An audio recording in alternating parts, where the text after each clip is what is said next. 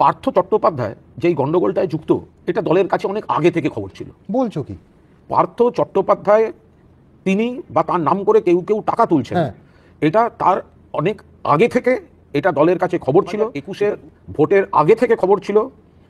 সেই কারণেই মূলত পার্থ চট্টোপাধ্যায়কে শিক্ষা দপ্তর থেকে দেওয়া হয়নি এবং সেই কারণে পার্থ চট্টোপাধ্যায় ক্ষিপ্ত হয়ে গেছিলেন। কিন্তু এই ঘটনাগুলো দল তাহলে বাড়তে দিল কেন? এই যে না, তুমি এখনো যা বলেছো সেটাই যথেষ্ট। তার কারণ হচ্ছে এই এত বড় শিক্ষা দুর্নীতি, যার জন্য আজকে 26,000 ছেলে মেয়ের চাকরি চলে গেছে, এত বড় শিক্ষা দুর্নীতি যার পেছনে কয়েকশো কোটি টাকার লেনদেন হয়েছে, সেই খবর আগাম দলের কাছে ছিল এবং 2021-এর নির্বাচনের আগে থেকে তো মারাত্মক। আমি তোমার আরেকটা কথা বলছি, আমরা কেউ কুণাল ঘোষকে অনেক উল্টোপাল্টা কথা বলেছি যে আরজি করের সময় নাকি ও কথা করেছে, অনেকে নানা রকম ভাবে ওনাকেই হিট করেছিল। কিন্তু আমি আবারও বলছি, খুব মাইনরলি যদি আপনারা একটু সবাই কুণাল ঘোষের চারিত্রিক বৈশিষ্ট্যটা যদি দেখেন, কুণাল ঘোষ নিজে একবার বলেছিল যে আমি দলের মুখপাত্র, সেই জন্য আমাকে কখনো কখনো ব্যক্তি সত্তার বাইরে গিয়েও দলের হয়ে কিছু কথা বলতে হয়, যেটা হয়তো আমার এথিক্সের বিরুদ্ধে বা বিপরীত। দেখুন, লোকটা কিন্তু বেসিক্যালি একজন জার্নালিস্ট ছিল, সে কিন্তু এখনো প্রতিদিনের একটা পদের কাজ করছে, তো ন্যাচারালি সে কিন্তু সবকিছু জানে। যখন আরজি কর ইস্যুটা ঘটেছিল তখন কিন্তু অনেক রকম ভাবে কথাবার্তা বলেছে, ঠিকই, সেটা হয়তো তাকে বলতে বলা হয়েছে তাই সে বাধ্য হয়েই বলেছে। রাদার দ্যান সে কিন্তু একবার দেখা গেছিল যে নারায়ণ ব্যানার্জির সাথে একটা বৈঠক করেছিল। সিমিলার এইবারে যে এই ভিডিওটা খুব ভাইরাল হয়েছে যে 26,000 শিক্ষকের বাতিল হয়ে যাওয়া চাকরি নিয়ে যে এত হইচই পড়েছে, তখন কিন্তু গত বছর 2024-এর 1 মেতে একটা নির্দিষ্ট খবরের চ্যানেলে এসে সে কিন্তু ইন্টারভিউটা দিয়ে গেছিল এবং তখন বলেছিল যে দল কিন্তু চাইলে সেটা করতে পারতো, ঠিক করতে পারতো, এবং দলের কাছে কিন্তু সমস্ত খবর ছিল। এবার আমাকে একটা কথা বলুন সবাই, জাস্ট যেদিনকে সুপ্রিম কোর্ট এই প্যানেলটা ক্যান্সেল করলো সেই দিনকে আমাদের সিএম বললেন যে যদি কারোর কাছে কোনো রকম খবর থাকে যে কে এই কাণ্ডের সঙ্গে যুক্ত তাহলে আমাদেরকে জানান। তা উনি কি কিছুই জানেন না?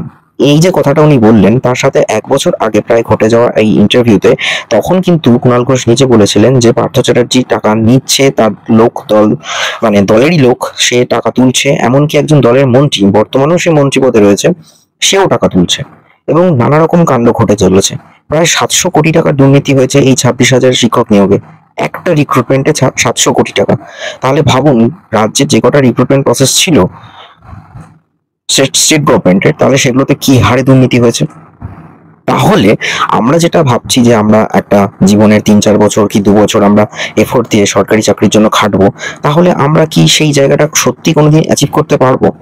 রাদার দেন তিনি জেলে বসে থেকে পর্যন্ত তার কাছে সুপারিশ আসছে যে 7.5 লাখ টাকাটা কমিয়ে যদি 5 লাখ টাকা হয় ঘুষের জন্য, তাহলে সে জমা করতে পারবে এবং একটা সরকারি চাকরি সিকিউর করতে পারবে। মানে বাকিটা দেখুন, আমি তো মানে অবাক হয়ে যাচ্ছি যে সত্যি কি আর সরকারি চাকরি পাওয়ার জন্য এফোর্ট দিয়ে প্রিপারেশন নিতে প্রয়োজন অন্তত এই রাজ্যে? নিলে কি নিজের ক্ষতি করা নয় কি? মানে আলটিমেটলি তো আমি জাস্ট একটা অন্ধ রাস্তার মধ্য দিয়ে, একটা অন্ধকার গলির মধ্য দিয়ে হেঁটে চলেছি, যে গলির কোনো শেষ নেই। বলবো না, আমি তখন জেলে, আমি জেলে বসে আছি, প্রেসিডেন্সি জেলে। বেশ, এক অফিসার আর একজন মানে অর্ডারকে নিয়ে এলেন। তো অর্ডারকে নিয়ে এলেন কি না, শিক্ষকের চাকরি হচ্ছে, তোমার একটা হেল্প করে দিতে হবে। তৃণমূলের এক নামকরা নেতা 7.5 লক্ষ টাকা চেয়েছেন, আমি 5 লাখ জোগাড় করতে পেরেছি আমার আত্মীয়। আপনি যদি একটা চিরকুট লিখে দেন তাহলে যদি বাকিটা মকুব করে দেয়, মানে ঘুষের যদি ডিসকাউন্ট হয়, কারণ আমি কোনোভাবে টাকাটা জোগাড় করতে পারছি না। এবার এই সব, তার মানে সেই লোক এখনো গরাদের বাইরে আছে। তিনি পার্থ চট্টোপাধ্যায় নন, তিনি মহা দাপটের সঙ্গে ঘুরে বেড়াচ্ছেন এবং প্রবল প্রতাপে ঘুরে বেড়াচ্ছেন এবং মন্ত্রিসভার মধ্যে রয়েছেন, মন্ত্রিসভার সদস্য। কেউ না কেউ তো অন্যায় করেছে, চাকরি পেয়েছে, কিন্তু বাকিদের একটা ভয়ঙ্কর কষ্টের মধ্যে পড়ে গেছে। একদম আমার কোথাও মনে হচ্ছে বিরোধীরা জট পাকিয়েছে, অমুক হয়েছে তমুক হয়েছে, সব ঠিক, কিন্তু চুরি ডাকাতি যখন এখান থেকে হয়ে লণ্ডভণ্ডটা হয়েছে, আমাদের কোনো ব্যক্তি, তারা প্রশাসনে থাকুন বা কোনো ডিপার্টমেন্টে থাকুন, এসএসসি হোক বা এসএসসির অভিভাবকরা হোক, তারা যদি একটু সদিচ্ছা দেখিয়ে এই ছেলেমেয়েগুলির সঙ্গে বসতেন, আজ এই প্রবলেম সলভ হয়ে যেত। 13 থেকে 16-র মধ্যে তুমি জেলের মধ্যে বসে তোমার ঘুষের ডিসকাউন্টের অ্যাপিল পাচ্ছ, অর্থাৎ তখন এই বেআইনি পথে সমস্ত রিক্রুটমেন্ট অর্থাৎ ঘুষ নিয়ে চাকরি দেওয়ার যে ট্রেন্ডটা সেটা শুরু হয়ে গেছে এবং তাতে একেবারে রাজ্যের মন্ত্রী যুক্ত, যিনি এখনো রাজ্যের মন্ত্রী আছেন, এখনো রাজ্যের মন্ত্রী, সম্ভবত 16 সালটা এখনো তিনি রাজ্যের মন্ত্রী। এবং 2021 সালের আগে আমাদের দলের কাছে স্পষ্ট খবর ছিল এই পার্থ চট্টোপাধ্যায় বিপুল টাকা তুলছেন এবং কোন কোন লোকের মাধ্যমে তুলছেন, কোন জেলায় তুলছেন, এই খবর পর্যন্ত কিন্তু ছিল, কিন্তু এর কোনো প্রশাসনিক বা অন্য কোনো ব্যবস্থা হয়নি। বড় সত্যি কথাটা লোকটা যে বলে দিয়েছে এটাই কাফি। তার কারণ ওই যে বললাম, স্থাপকতা করতে পারে, মুখপাত্র হিসেবে তাকে লন্ডন যেতে হতে পারে, কিন্তু কখনো কখনো লোকটা সঠিক কথা বলে, কখনো কখনো লোকটা কিন্তু নিউট্রাল কথা বলে। রোহিত শর্মাকে নিয়ে ভুলভাল কথা বলেছিল বলে সৌগত রায়ের এগেনস্টেও কিন্তু কথা বলেছিল। তাই কুণাল ঘোষ যে লোকটা খুব খারাপ তা নয়, কিন্তু আমি বলছি না লোকটা খুব ভালো, কেন তাকে থাকতে হচ্ছে সেই দলের মুখপাত্র হিসেবে, তাকে তার রোল প্লে করতে হচ্ছে। এবার আসি আমাদের মুখ্যমন্ত্রী। আমি ভাবতাম যে ওই মানুষটা অন্তত সৎ, আমি ভাবতাম যে হয়তো তার দলের কিছু লোক অসৎ আছে, কিন্তু সেই মানুষটা সৎ। আজকের দিনে দাঁড়িয়ে থেকে এখন মনে হচ্ছে যে কোনো মন্ত্রী যদি এই কাজটা করতে পারে, তার মন্ত্রিসভার সদস্য যদি এই কাজটা করতে পারে, তাহলে তিনি কি কিছুই জানেন না? তিনি 2011 সাল থেকে মুখ্যমন্ত্রী পদে রয়েছেন, লাগাতার এত বছর ধরে 3টে টার্মে মুখ্যমন্ত্রী রয়েছেন। কোন দপ্তরে কি এইভাবে কনস্পিরেসি চলছে, এইভাবে অ্যালিগেশন, এইভাবে করাপশন চলছে, তার কোনো মাত্র খবর রাখেননি তিনি। যেখানে সেকেন্ড কমান্ডকে এত হাইপ করা হচ্ছে, যুবরাজ যুবরাজ বলা হচ্ছে, যেখানে এত বছর ধরে লোকগুলো সেই ভিক্টোরিয়া পাদদেশের তলায় বা লেনিন মূর্তির নিচে বলা হয়েছে যে তারা এইভাবে অনশন করে গেছে, এইভাবে তারা স্ট্রাইক করে গেছে যে তারা যোগ্য, আর অযোগ্যদের চাকরি দেওয়া হয়েছে, এই কথাটা যে তারা বারবার বলেছিল সেটা তো আজকে প্রমাণিত। এবং রাজ্য সরকার বা এসএসসি যদি মনে করতো যে হ্যাঁ আমরা অযোগ্যদের লিস্ট সুপ্রিম কোর্টে জমা করে দিচ্ছি, তাহলেই যোগ্য কারা সেই লিস্টটা বেরিয়ে যেত, সেটা করলেই তো হয়ে যেত।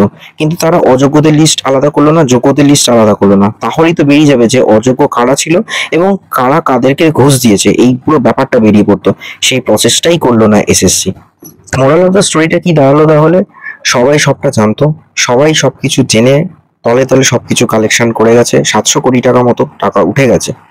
আর 2011-তে সরকার আসার পর যদি কাণ্ডটা 2013 থেকে শুরু করে দেয়, সেই সময় অনেক কিছুর পাবলিক সার্ভিস কমিশন মারফত বলুন, এসএসসি বলুন, অনেকগুলো রিক্রুটমেন্ট বের করেছিল, সেগুলো সবকটা ক্যান্সেল হলো, অথচ বাজার থেকে টাকা পুরো তুলে নিল, নিয়ে আলটিমেটলি কাউকে চাকরি দিল না। প্রত্যেক বছর যে শূন্যপদ হচ্ছে, টিচাররা রিটায়ারমেন্ট করছে, সেই শূন্যপদগুলো থেকে গেল, নতুন শূন্যপদে চাকরির 2বার করে প্রস্তাবনা আনা হলো, সেগুলো ক্যান্সেল হলো। এই করতে করতে পুরো শিক্ষা ব্যবস্থাটা শেষ হলো। তাহলে মানুষ যাবে কোথায়? মানুষকে পক্ষান্তরে পাঠানো হলো বেসরকারি স্কুলে পাঠাতে। সেখানে একটা বা নতুন বিল এনে বললো যে সেই স্কুলগুলো বেশি মাত্রায় ফিস নিতে পারবে না, অথচ সেই স্কুল থেকে তো একটা জিএসটি রাজ্য সরকার, স্টেট গভর্নমেন্ট, সেন্ট্রাল গভর্নমেন্ট 2 জায়গায় যাচ্ছে। আলটিমেটলি কি হলো? মানুষকে আরো শোষণ করা হচ্ছে, চাকরি দেওয়ার নাম করে টাকা তোলা হচ্ছে। সরকারি স্কুলে কম পয়সায় যে মানুষ ভালো শিক্ষাটা পেত, সেই রাস্তাটা বন্ধ করে দেওয়া হলো। মানুষকে চারদিক থেকে পুরো একদম সাঁড়াশি আক্রমণ করে তাকে নিপীড়িত করা হচ্ছে।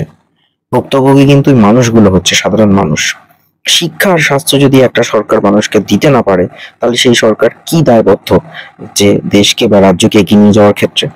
আর এই সমস্ত মানুষগুলোর কথা ভাবুন, তারা ভেবেছিল যে হয়তো টাকা জোগাড় করে দিতে পারলে চাকরিটা সিকিউর হবে। নিজেদের জমি জমা, প্রভিডেন্ট ফান্ড, এলআইসি, অনেক কিছু ভেঙে সেই টাকাগুলো রীতিমতো জমা করেছে বিভিন্ন স্থাপকদের কাছে এজেন্টের মাধ্যমে। আলটিমেটলি সব শেষ হয়ে গেল।